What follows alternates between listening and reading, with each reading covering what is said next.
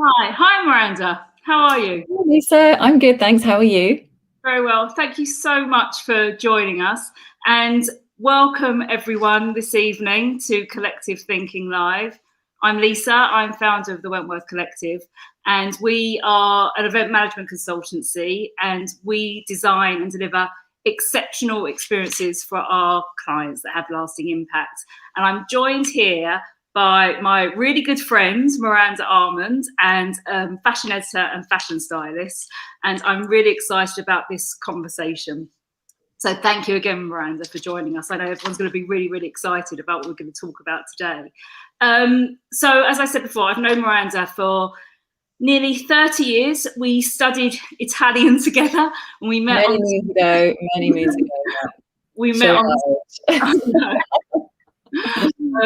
we met on the streets of Florence, and yes, at a very, very long time. And Miranda has worked for magazines such as Dazed and Confused, Pop Magazine, Vogue, and I'll let Miranda continue after, but you've been freelance fashion stylist working with luxury brands and lots of eminent photographers. And today we're going to be talking about, I've been following Miranda's Instagram in the past 12 months and seeing how the fashion industry has changed and the shows, because you're very good at sharing it with everyone, how it's pivoted. And for someone that works in the event world, I've always been fascinated by how creative the industry is and how visually engaging the shows and the stories on the editorial are. And so just as the pandemic has continued, and certainly in my business, I've had to change the business, I was really excited to speak to you about it, just to learn a bit more. Then as we've been having these conversations in preparing, I think there's so much that the audience can learn from the fashion world and how it's changed. But before we dive in, Miranda, just tell the audience a little bit about your career journey so far. Yeah, well, as you say, we met quite a few years ago now, and I basically, when I left university, I started working in my field in fashion, and I started out as an assistant. I worked for many years assisting and learning the job, and then started to do my own shoots. And yeah, from then on, I've basically worked in the same field the whole time. I've done a lot of magazine work, so a lot of editorial work. I've had positions at Dazed Confused, at Pop Magazine, at Vogue. I'm now senior fashion editor at Harpers Bazaar UK, and also Town and Country UK, which is another magazine that we produce. And then throughout that, I've also been a freelance stylist, because there's, as everybody knows, there's not the greatest amount of money in editorial work, so you have to sort of supplement your income somehow. So yeah, I've been doing a lot of commercial work. So I work with brands on lookbooks for online, a lot of stuff for online now, for campaigns, for videos. I've done advertising. I've done a lot of work with musicians, and now I've sort of moved into the world of VIP styling, so styling actresses for red carpet events and press junkets and things like that. That's fantastic. And we're going to talk about that today, because I think there's three sort of distinct areas that we're going to talk about, because your experience is so broad and covers so much, and also so collaborative as well. So in the spirit of collective thinking, I think it's interesting to share that. So what we're going to talk about today is the three distinct areas are, I suppose, runway, fashion shows, catwalk, award season, red carpet, styling, VIP celebrities. And then I think as well, certainly dress and fashion has changed a lot in the past 12 months, and how people show up and dressing up for work, or maybe it's from the waist up, or how that's changed as well. So I think we were talking about pre-pandemic and how it was going to start to move online.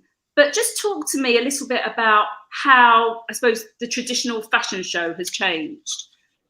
Yeah, I mean, as you say, there was starting to be a sort of conversation happening about the calendar, the fashion calendar, and there was so many shows and so many collections, And it was just this never-ending calendar of events that, you know, a lot of people were expected to be at and go to. And I think it was becoming really unsustainable, for people to sort of keep up. And I think, you know, unsustainable for the people going to the shows, and also unsustainable for the designers to design all these collections, and for the producers to produce them, and then the retailers to sell them. And it was becoming this sort of vicious cycle of there being just too much product out there. So I think there was definitely a sort of collective thinking amongst retailers and the designers and the fashion press that we should scale it. We should start to scale it down a little bit.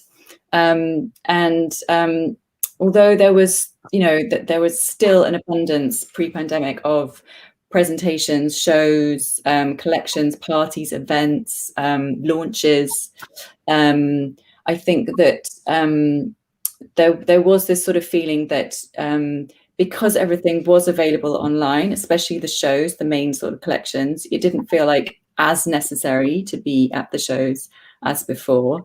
It wasn't the same feeling that you got just watching a catwalk, because it's quite a sort of one-dimensional view, just watching it on the screen, you know, just a regular catwalk I'm talking about. So I think you were sort of losing something. But as we sort of discussed before tonight, you know, I was just giving you some examples of some of the designers and the fashion houses, and they've come on in leaps and bounds to produce online content to present their collections, which I've been so surprised at, and I just think it's so wonderful, and it just seems like sort of fresh take on it, and it feels like it's really working now. And you know, that sort of, you know, it's not that buzz of a real fashion show, but you're getting lots of different things out of viewing the fashion shows now that you didn't get before. Yeah, and it's really interesting. There's loads of levels for us to talk about that. So first of all, from, I suppose, a sustainability point of view, you're not finding lots of people around the world. No. So, I mean, you know, to put on a fashion show alone is so much energy. Flying people up from all around the world, and there's the models, there's the hair and makeup teams, there's the building of the venue, there's the sending out the invitations, there's all the people getting to the show. There's like huge amounts of energy spent. There's a shipping of the collections to and from the venue, and all of the alterations that need to happen. So, you know, things going back and forth. And it's just so much preparation that goes into it. Yeah. It's mind-boggling. Exactly. And so, I mean, there's obviously, you know, lots that's been said there, but then, so now where it's moved online, and like, again, we've spoken about this, the focus has changed, because often when you look at the fashion shows, there's so much of a theatre around who's attending and who's in the front row.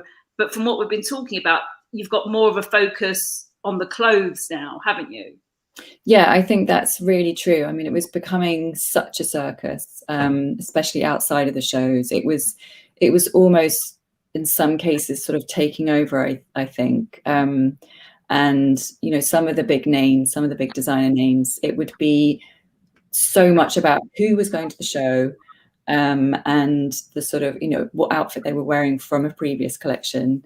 And then you'd be so sort of like, you know, full of buzz, like, oh, so-and-so's at the show and they're sitting front row and I'm really close to them. And you'd sort of be watching them during the show, and these amazing creations would be walking past you, and you'd sort of give them like a, you know, 2-second view, and then it would be gone. And then you wouldn't really sort of think about it, because you'd be so concerned watching the front row and like their reactions and what they're doing. And most, you know, some of the times they'd just be sort of gossiping with the person next to them. And I think also, you know, there was just, I felt like sometimes it's very disrespectful. I felt like I was being very disrespectful and not paying enough attention to the actual clothes. Whereas now, when I'm viewing things in, you know, the comfort of my office at home, I'm very, very concentrated on the screen, and I can sort of block out all, you know, everything else that's going around me, and just concentrate solely on what's being presented in front of me. So I think that's a major bonus of making things online. Yeah, and from what it sounds like, you're going to give me some examples now, we're going to get to the good stuff, is you're engaged from the moment that invitation. So from what you were saying before, invitations before were on a very fancy piece of card. Essentially, that was your invitation. So let's just talk about and share with the audience the experience. So actually, we've got a really good example now from a show that you attended today. So so today, so today we had the Celine Autumn Winter 21 show, because that's the shows that they're showing at the moment. And so a couple of days ago, I received, a very fancy, lovely box. And inside, it's quite heavy. I'm like, oh, what's this? It's a little pouch. It's all very nicely labeled with the Celine logo. And inside is these dice, these gold dice. And it's saying things like, whatever, as you like, obviously, of course, maybe, probably. So, it's that sort of like dice sort of telling you what to do, sort of. And I'm very intrigued. I'm like, what has this got to do with Celine's new collection?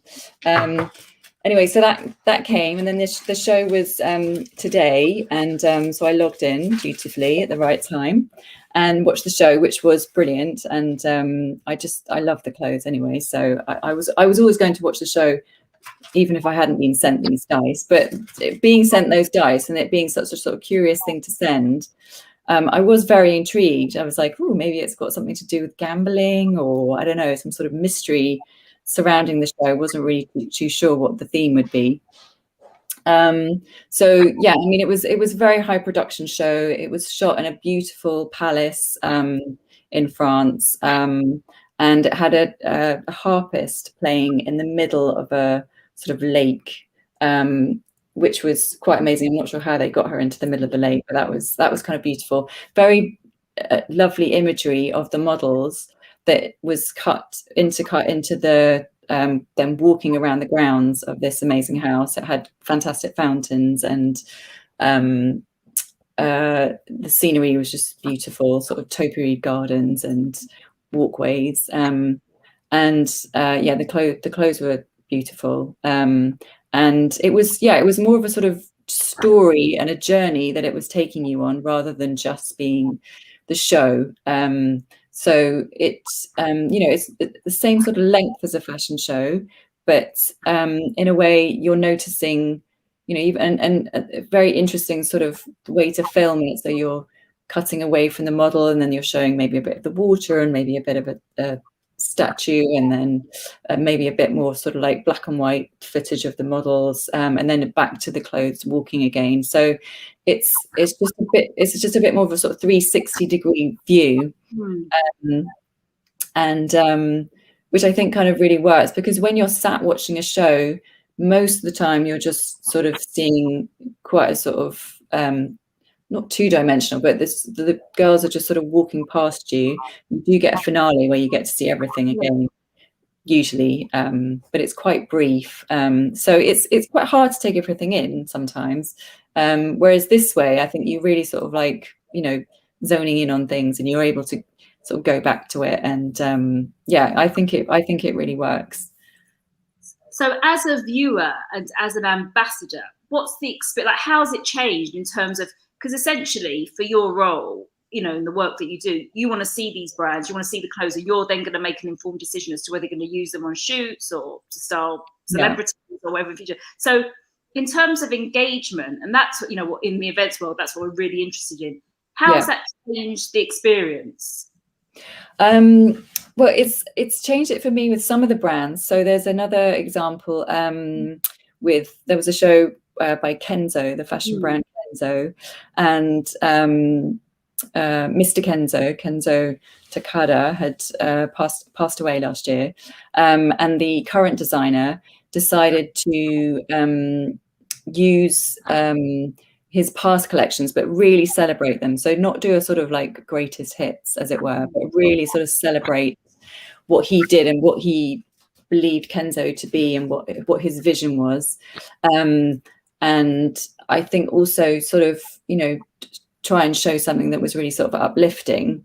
And it was a really simple concept. I mean, I'm not so into Kenzo clothing in the past, but this collection really, my heart just went out to it, because the choreography was just so exquisite. The music was brilliant. It was a very simple concept. It was just sort of models in a space, and they use these incredible patterns, that old sort of Kenzo patterns, with these sort of swirling skirts that the models could sort of like move around and sort of bring over their heads and sort of make great shapes with, whilst they sort of twirled around doing their dancing. And they were very free. The casting was brilliant on this. So they'd obviously cast models who were very, very expressive in their dancing. And as the music sort of built up, the dancing got more and more expressive, and the camera just sort of panned around this open space, sort of zoning in on one model as they kind of got into their groove, and then sort of pulled out and then zoned into another one. And I don't know, the whole thing just worked so well. I just watched it with like this huge smile on my face. I felt so brilliant afterwards, and I was really inspired to shoot the Kenzo clothing. I just thought, how fantastic is this? So, and then there's another example. It was Paco Rabanne, and they'd done a film, another sort of very simple concept of girls bouncing on a trampoline, and filming in them. And it was that sort of simple act of just jumping and being sort of quite childlike and quite free, was also very uplifting, and sort of, you know, everything moved quite nicely. So you got to see the clothes move in quite a nice way. So it was sort of slowed down, sort of jumping on the trampoline. So, you know, it doesn't have to be a huge high production value. It just needs to be a sort of like very clever concept that's really going to sort of hit home and, you know, make people pay attention, I think. And that did. And again, I'm inspired to use the clothing. And well, it sounds to me as well that there's different skill sets involved then, because, I mean, excuse my ignorance, you know, for a fashion show, I mean, yes, there is production, but from what you're saying to me, there's different elements that are involved as well. They're like mini films, aren't they? They are mini films, yeah. They're little sort of journeys that you go on now with them. So, yeah. So Miu Miu did beautiful show set in the Alps. And it was, you know, part of the clothing was that like a sort of ski wear, but then it was sort of mixed in with beautiful sort of Miu Miu evening wear and sort of daytime pieces, and the whole concept worked really well. But yeah, you wanted to be that girl in the mountains. I mean, the skies were blue. It was just like beautiful scenery. It was, you know, no one around, yeah, it's really sort of evocative. I think the whole sort of location. And the clothing in that location was brilliant. So yeah, and then another example, Chanel did. So Chanel normally, as the sort of really big high production value show, they normally do it at the Grand Palais in Paris, which is a fantastic venue. I mean, it's a beautiful building anyway, and they're always transforming it every season. I mean, I've seen some amazing shows there. That you can sort of look at them online, but they're really brilliant. So they've turned it into a brasserie, they've turned it into like an airport. There was once a rocket that took off at the end of the show. There was a Chanel supermarket with everything Chanel logo. They've built forests, they've built the glaciers. I mean, it's insane what they do with the production value in Chanel. So, you know, for them to go online, it's a big move, because they're used to doing these really high production shows that are really like a buzz of Paris Fashion Week. It normally comes at the end of Paris Fashion Week, and, you know, they really sort of create a sort of, everyone talks about the Chanel show, and it's like a very big moment in the calendar. So this season, they hired out a nightclub. Oh, wow. And they filmed the models sort of coming into the nightclub and sort of like dumping their bags and their coats at the sort of, you know, wardrobe area, the coat check, sorry, and then moving on up and sort of walking through the doors and sort of walking through this nightclub. And I don't know, that sort of like Parisian woman, they just do it so well, and it worked brilliantly as a concept. It was very simple, but, you know, I thought, you know, for them, they'd really sort of thought about, okay, how can we really sort of like engage people? Because normally, you know, there's so many other things to look at a Chanel show apart from the clothes, that you actually don't remember the clothes sometimes as much as you should. Whereas this time I was really like, oh, I love those trousers, or I love that jacket, or oh my gosh, she looks so cool in that coat, you know, or that bag or whatever. I was engaged, really, really looking at the clothing this time. which is really important. Essentially, sometimes you Well, forget about yeah, essentially that's the reason you have a show is to show off the clothing. So yeah, I think that I've been mightily impressed with how they've sort of moved online so successfully. Yeah.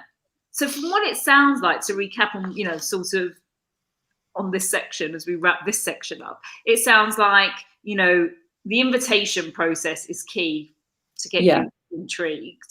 That's sort of when it lands on your desk. The storytelling as well, to make sure that that's congruent the whole way through. But it sounds to me that they've got a different skill set that they've employed. Like the fashion industry has had to look elsewhere to other industries to bring those production values to life as well.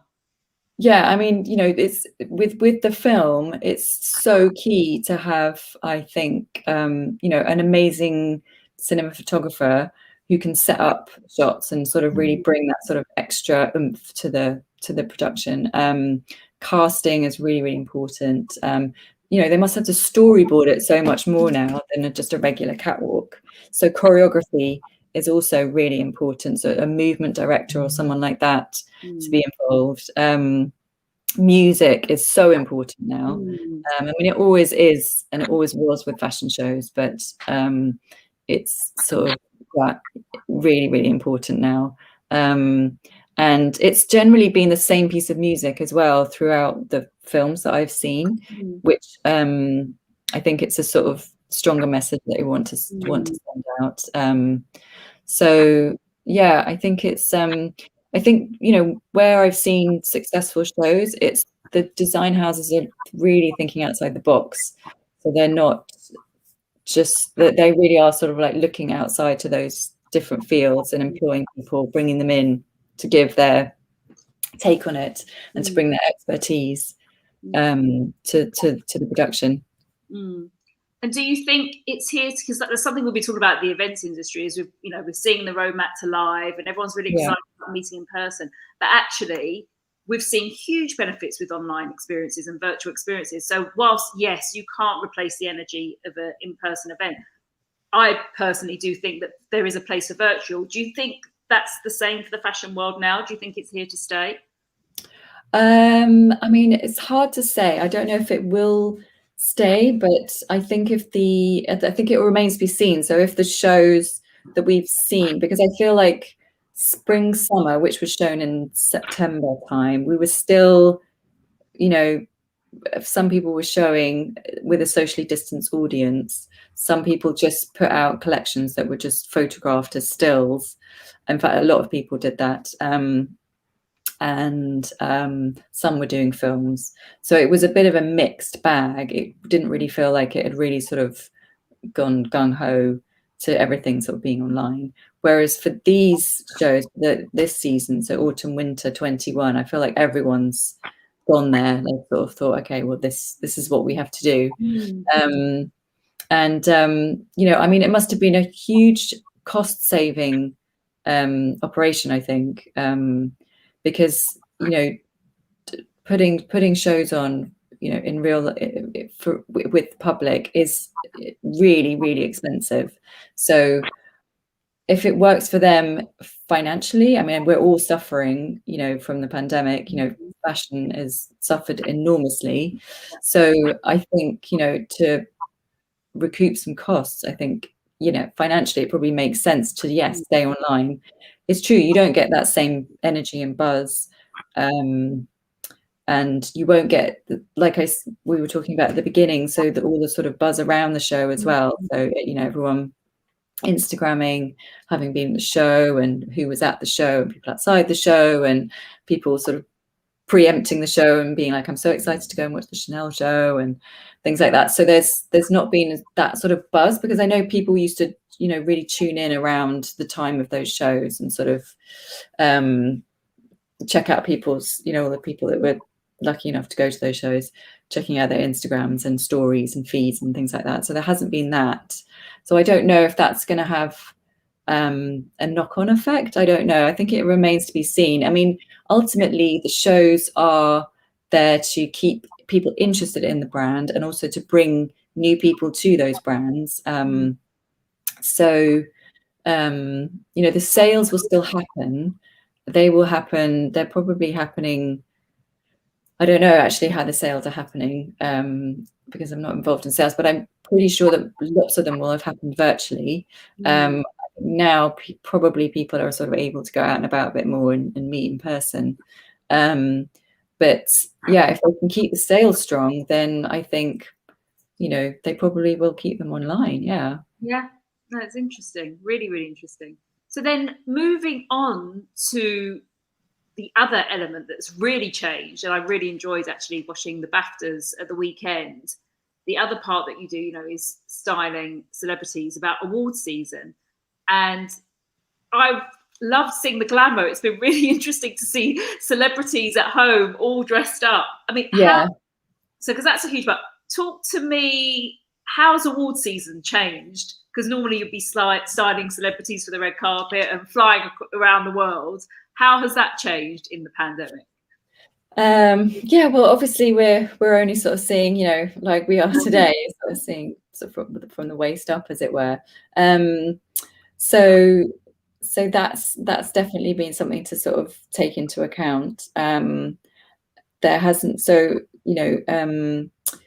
been that sort of moment, I think, from the red carpet. I've actually missed the red carpet, that sort of moment when, people get out their cars and like wander down the red carpet and you're like, oh, what are they wearing? And you can sort of see it from all angles. Whereas now we're just seeing it from a very sort of like just little tiny box screen on our laptops or wherever we're watching them. So that has changed. But I think, to be honest, having watched the BAFTAs as well on Sunday, I think everyone made a really brilliant effort, and there were some beautiful outfits going on. I felt like it really sort of brought the glamour back in, and I really liked that. I thought, yeah, I think it's something that's been missing. I think it's hard because I personally thought during the pandemic, well, that's the end of the red carpet. It's never going to come back. Why should people care about what people wear on a red carpet? Like, it just seems like so unimportant in terms of what's going on in the world. So I couldn't foresee a future for it at all at moments. I was like, well, yeah, that's it. Like, I can't ever imagine the Oscars happening ever again. Yeah. But, it's going to happen. So a bit later than normal, but it will happen. Slightly different, but it will happen. And I think it's, at the end of the day, it's light relief, and it's entertainment, and it's escapism, and that's what we look at people on the red carpet for, I think.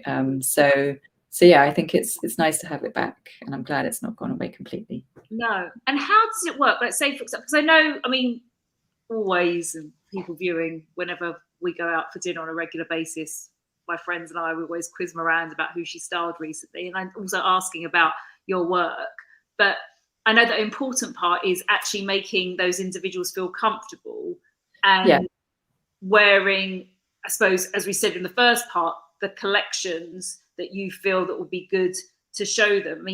How does that work? Can you still do that virtually? Is there still influence, or how do you make people feel comfortable in what they're wearing in a virtual, and you can't meet them in person? Because part of what you do, and I guess talk about in that collective, you're a team, aren't you? Because you have normally you're a team. Yeah. So normally you'd work, especially for something big like BAFTAs or Oscars, you'd work together. The stylist normally sort of drives the look initially, and then once it's sort of there and the dress is being made and exactly what the celebrity is going to wear, then you'd open it up to the hair and makeup stylist, and you sort of come up with a concept for the hair and the makeup together. And it's definitely a collaborative event, and you're all there on the evening to get them ready. So yeah, it's definitely a sort of team effort. So I've really missed that, getting ready together. Definitely, that's a really nice moment. It's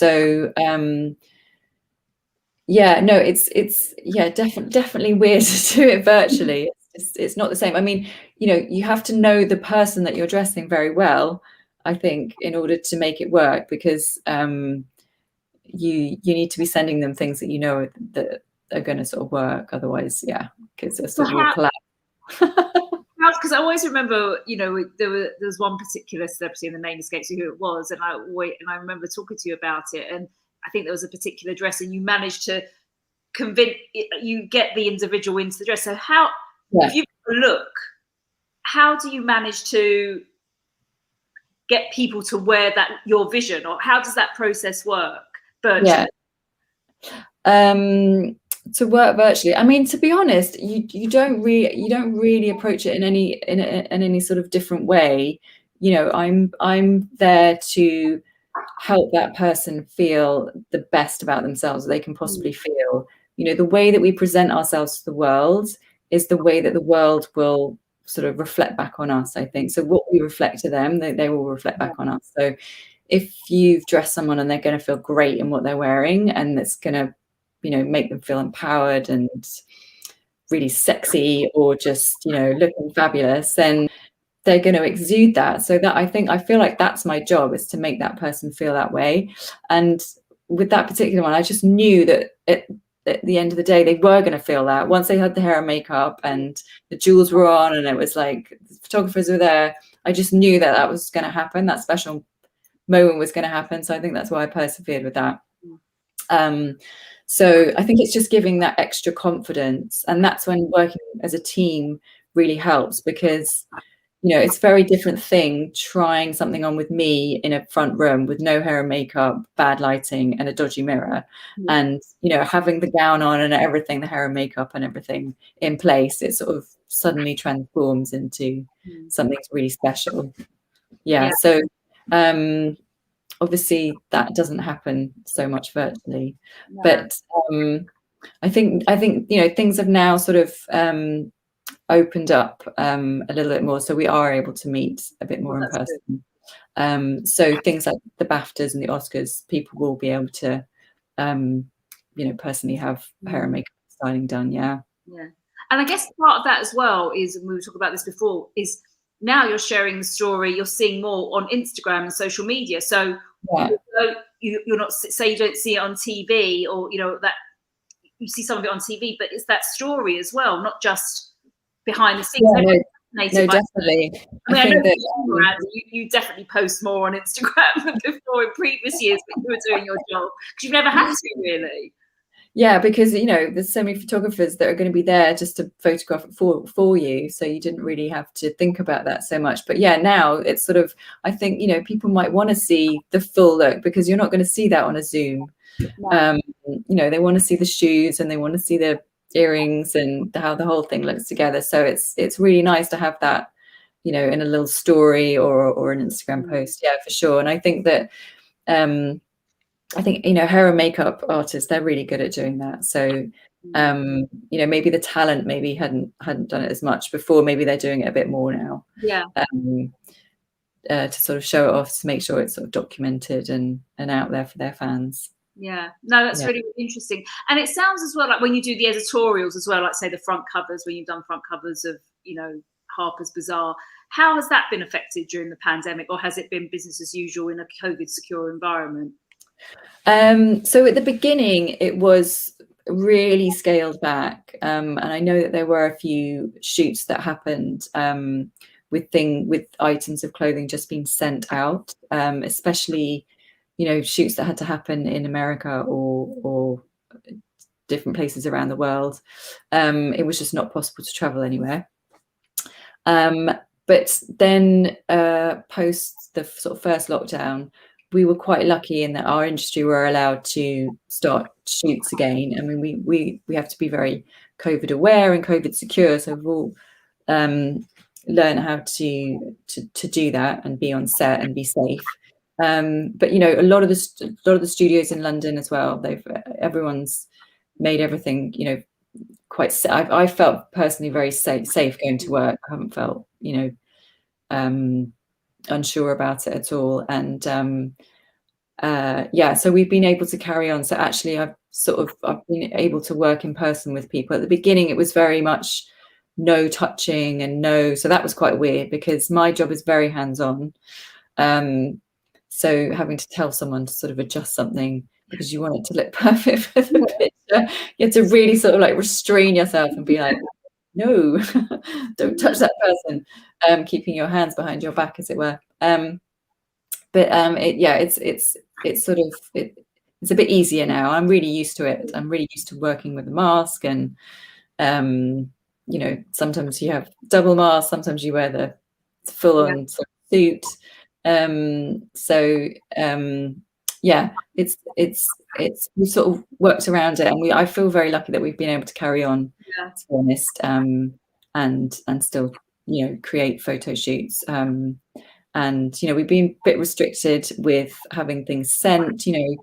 The press offices haven't been as open as normal, so you've got to be really organized in getting samples, and offices are closed, so it's just a lot more of a logistical problem to sort out, and also you have to sort of scale back your requirements, so you have to be really strict with yourself and do a very strict edit.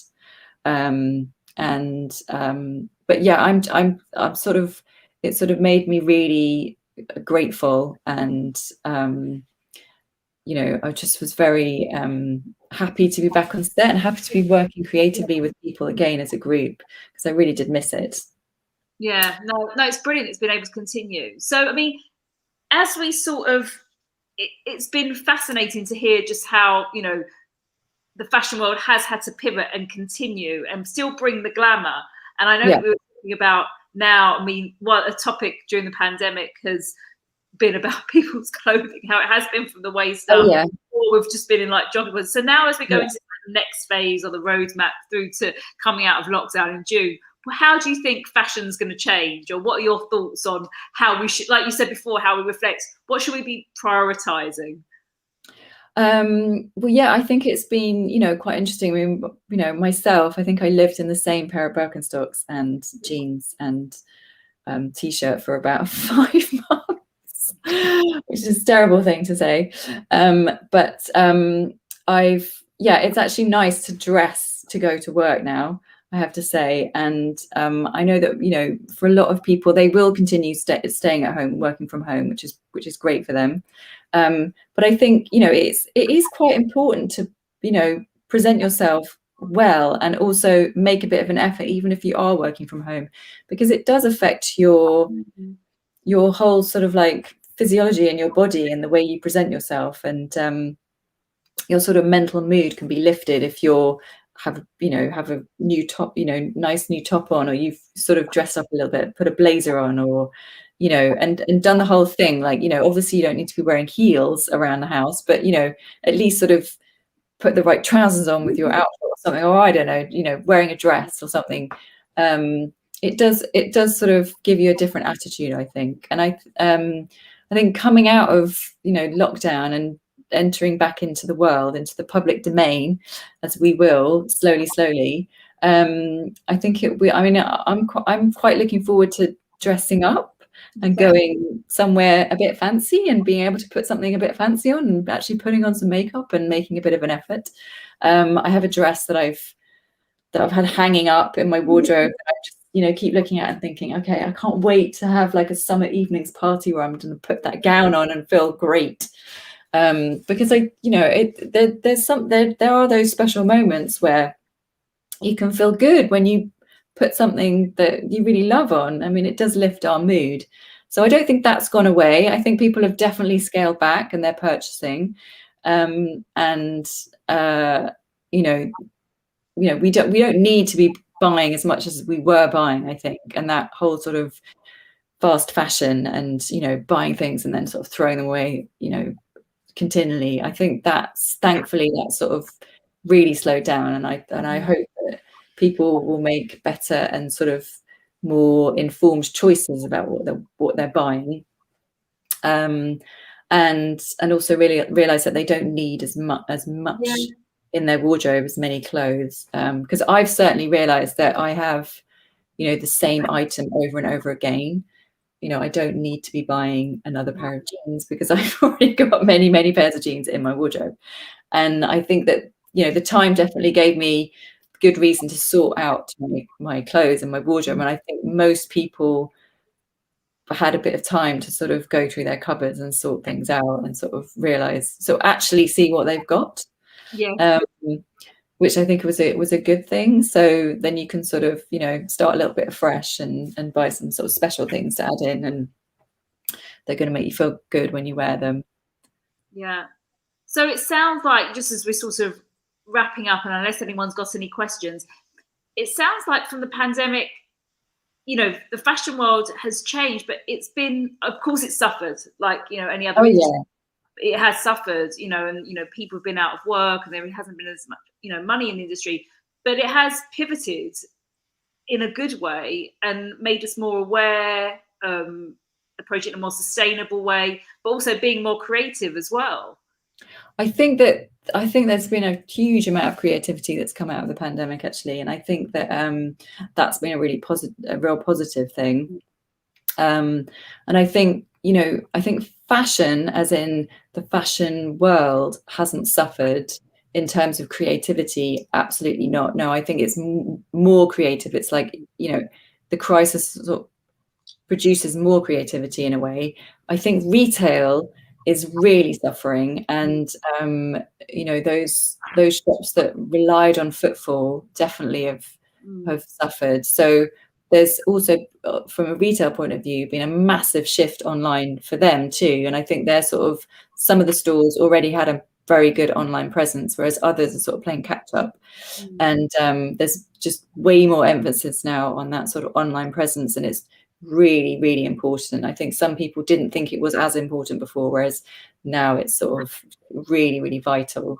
So, you know, with that in mind, you need to be more creative, I think, in order to make your voice heard in amongst the throng of fashion labels that are out there that are already online. So, yeah, you have to be, I think you have to be more engaging and sort of push the boundaries a little bit more, and, you know, do things that are exciting and new and are going to engage people. So, so in terms of creativity, I think fashion's, you know, it's been a real positive, but financially, no, it's been really bad. And there's been lots of labels that have just disappeared because it just can't carry on, and which is very sad. But you know, I think it's yeah, so pros and cons, really. Pros and cons, yeah. Oh. Thank you so much, Miranda. I've thoroughly, well, I always love hearing all your stories. I've thoroughly enjoyed it, and thank you so much for your time. My absolute pleasure. I could keep talking. Yeah, well, I think we could probably do a follow-up, because, you know, we've worked together on lots of events. Actually, you've worked on some of the corporate events with me. We've done some styling projects where we've had like personal styling with Miranda for one of my clients, and also you did quite a few about what to invest in each season, which was really popular as well. So, which is maybe we'll have to think about a collective thinking part too. But in the meantime, thank you so much. And if people want to follow you on Instagram, to see exactly what we've been talking about, it's at Miranda Almond. At Miranda Almond, yes, that's my Instagram. Yep. Fantastic. Perfect. Thank you so much. And I'll see you soon.